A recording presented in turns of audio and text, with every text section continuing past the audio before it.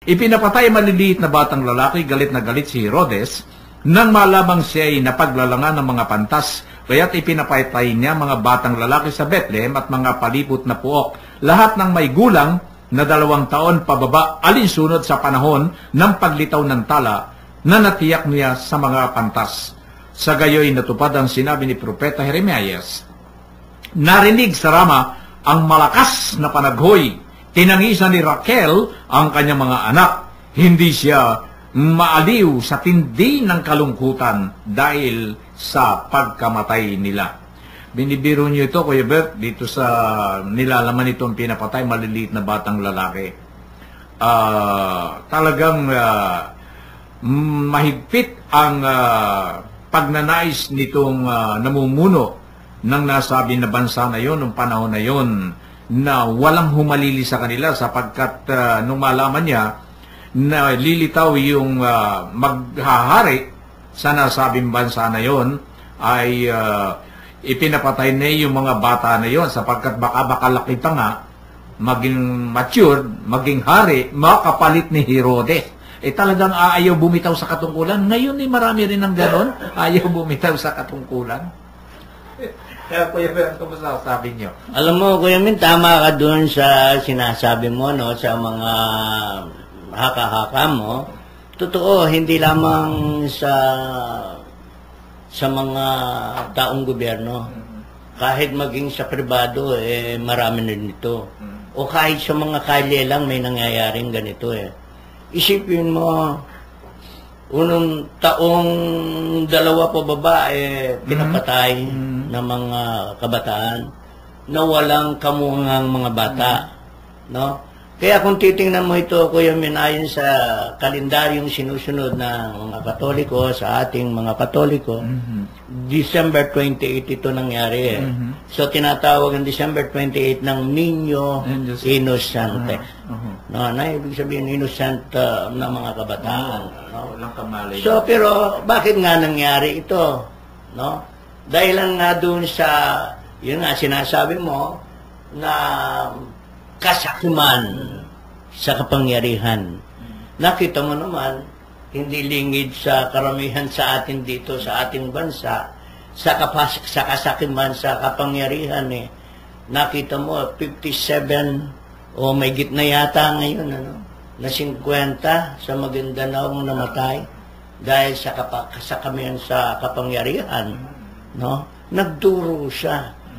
Ito, ganon din kasakamahan din sa kapangyarihan ang nangyaring ito. Kaya hindi na rin tayo magtataka kung sa kapanahonan natin ngayon, ito'y nagaganap pa rin. No?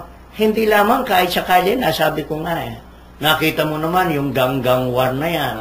No? Kumisan nga, wala namang kasalanan yung isang tao napapatay dahil dun sa gang war.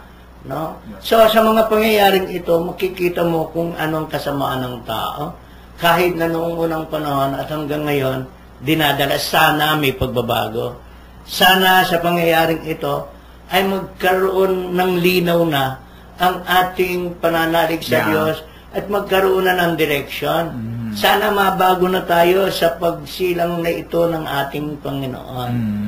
Sana mabago na tayo dahil lalo na baguhin na natin ang ating mga pag-uugali upang itong mga mangyayaring ito na naipakita sa atin noong unang panahon at sa kasalukuyan nangyayari ay mabago na. Sana at sanang palagi ay maraming magdarasal upang mapagbago ang karamihan sa atin ng Diyos. Ang kailangan lamang natin dedigasyon. Kailangan lamang natin ang katulad ni Saint Joseph, ang katulad ng ating mahal na ina, upang maisakatuparan ang kalooban ng Diyos, upang ating maingatan ang kalooban ng Diyos, ang salita ng Diyos, ang ating Panginoong Jesus. Ang dalawang ito ay iningatan nila ang ating Panginoon kahit sukdulang ito'y kanilang ikinahihirap ng kanilang katawan.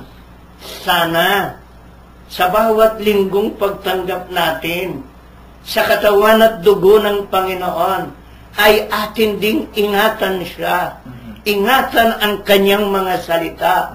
Isakatuparan ang kanyang mga salita upang kahit na konti man lamang sa mga dinanas ng ating mahal na ina at ng ni Saint Joseph ka sa kanyang buhay, ay makabahagi tayo. Maingatan natin ang ating Panginoon. Hindi mapapariwara ang kanyang mga salita sa pamamagitan ng ating mabubuting gawa, lalo't higit sa ating kapwa. Ingatan natin ang Panginoon. Ingatan natin ang kanyang mga salita. Isakatuparan natin sa ating buhay, sa abot ng ating makakaya at sa patnubay mismo ng ating Panginoong Hesus sa buhay nating ito. Ayun. Pagtakas patungo Ehipto at ipinapatay yung maliliit na batang lalaki, nasisinag po natin dito yung aral na nung panahon na yun kung ano ang dinanas ng Panginoon na sinilagsan po rito sa sambaliwanag upang magkaroon tayo ng kaligtasan.